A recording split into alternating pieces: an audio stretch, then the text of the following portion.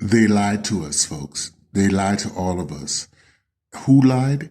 Well, from the chief of the Memphis Police to the mainstream media to the Justice Department to the FBI, all the way up to the president. Now, this was a lie of omission, but a lie of omission is still a lie. Now, I never watched the hour-long video, but you can bet the parties I mentioned, they went over it with a fine-tooth comb. They would have analyzed every frame so they know how to respond. They would have gone over this video backwards and forwards with a fine-tooth comb. From the 5 black officers that they threw at us and splashed all over the media to the extra white police officer who they just recently revealed was involved to the 3 firefighters who were supposedly responding to provide aid to Tyre Nichols. Each of the parties I mentioned would have seen all of this in great detail in 4K resolution, and they would have gotten to the bottom of it. If their intention was to provide the truth and not provide a lie of omission, they would have presented this to the general public in its entirety. So why did it take Tyre's father to first mention the fact that there were more people involved in his son's beating than the 5 black officers?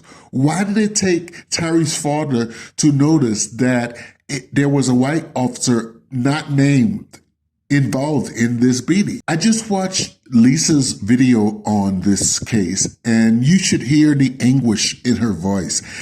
I share her anguish. I noted in a previous video how I myself was harassed in my hometown of New Orleans. At every turn, it seems like I was harassed. But finally, I decided, you know what? Enough is enough. I got to get the fuck out of New Orleans. I got to get the fuck out of this deep South in America, because I'm not afraid of any police officer. And when I'm packing, I'm going to do what I need to do, but they will probably put me in prison for a very long time. I'll go under the prison.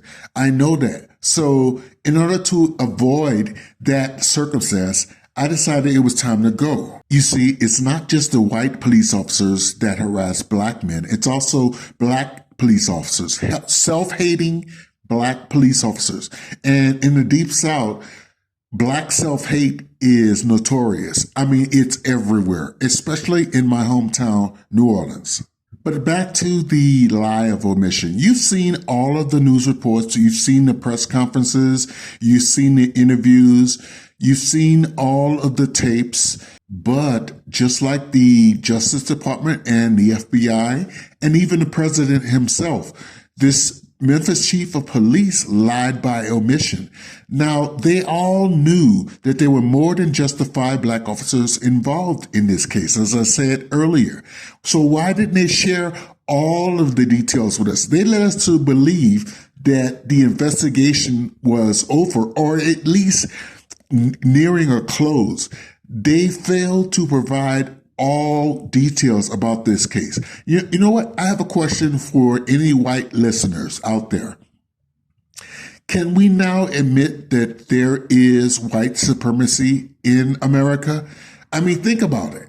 Every white person involved in this case, whether it's police, fire department, was protected. Their identity, their faces were protected until Tyre Nichols' father noticed a white officer, and that sent the internet scrambling to examine the tape closer. Channels like mine noticed that, yes, indeed, there was a white officer involved.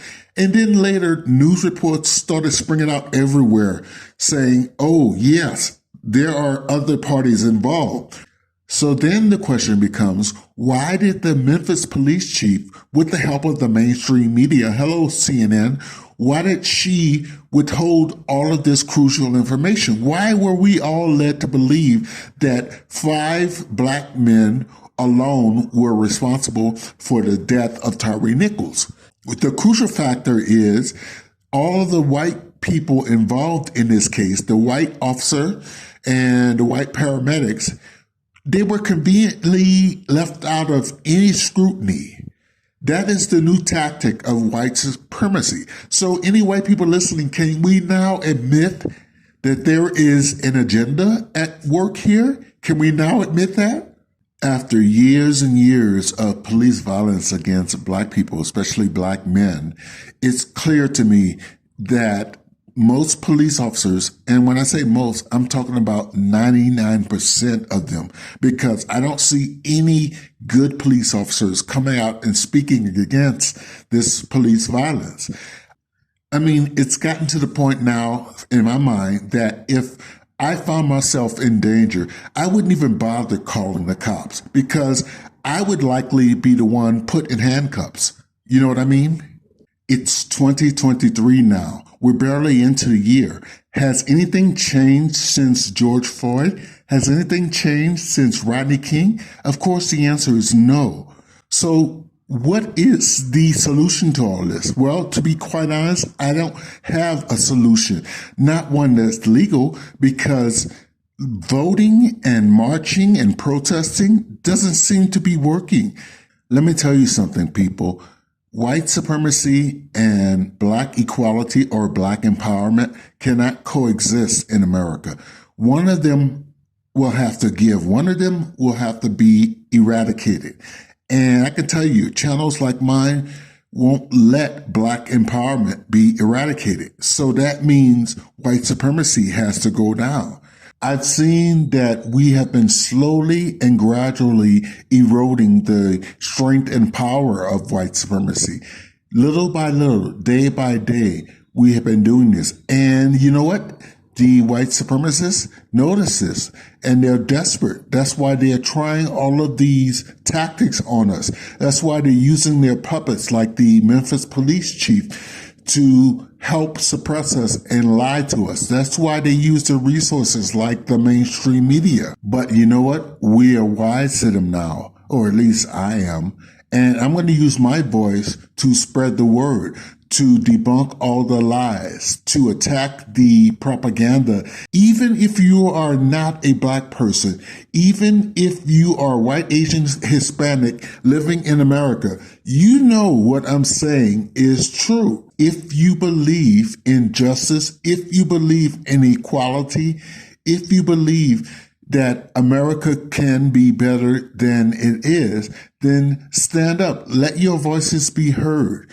We live in an incredible age now where technology allows us in a nanosecond to send out messages to anyone across the world.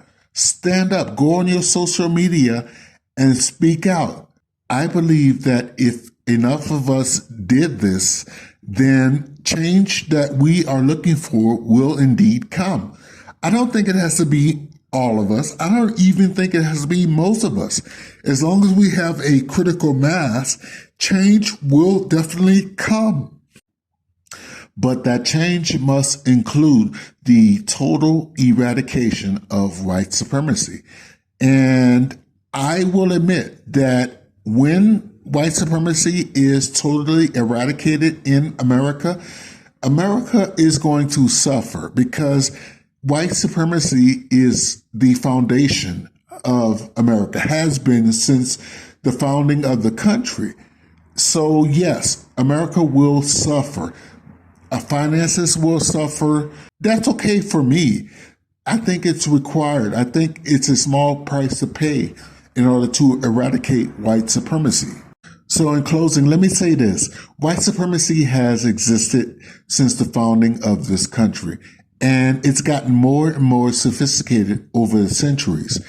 Now they're using Black puppets like the Memphis police chief, and they've also used Obama. I'm going to say it. Obama has been a Black puppet used by white supremacy. Obama did nothing for us. Change is not going to come from President Obama or Jesse Jackson or Al Sharpton or the Congressional Black Caucus. Change is not going to come from the Memphis police chief. Change is certainly not going to come from that criminal ambulance chaser, Ben Crump, who is representing the Nichols family. Change is only going to come from people like you and me. They say the revolution will not be televised. And if the mainstream media has their way, That's probably true. So it's incumbent upon us to do the work that we are doing. Remember, white supremacy is nothing more than a house of cards. It's a lie. So it's not a matter of if white supremacy will crumble. And it's not a matter of if foundational Black Americans will get their reparations. It's only a matter of when. And when it happens, will you be ready?